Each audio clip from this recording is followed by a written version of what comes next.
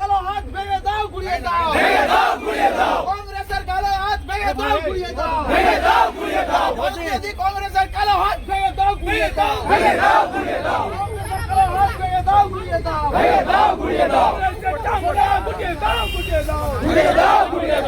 আপনারা প্রত্যেকে জানেন গতকাল ভারতবর্ষে ৮৮তম স্বাধীনতা দিবস ছিল। সেই উপলক্ষে ওটা ভারতবর্ষ জুড়ে স্বাধীনতা দিবস পালন করা হচ্ছে। সেই সাথে কংগ্রেসের সদর দপ্তরে আমরা দেখি স্বাধীনতা দিবস পালন হয়, সেখানে জাতীয় পতাকা উত্তোলনের সাথে জাতীয় গান যেটা রয়েছে আমাদের বন্দে মাতরম গীত, সেই গানের অবমাননা করা হয়। সেখানে দাঁড়িয়ে থাকা সোনিয়া গান্ধী, যাদের কংগ্রেসের প্রবক্তা বলা হয়, মেন লিডার রাহুল গান্ধী, সোনিয়া গান্ধীর মতো নেতৃত্বরা, তারা এই আমাদের জাতীয় যে গান রয়েছে বন্দে মাতরম গীতের বিরোধিতা করে। আমাদের বলার বক্তব্য একটাই, এরা সারা জীবন ভারতে থাকবে, ভারতের খাবে, ভারতের বিরোধিতা করবে সবসময়।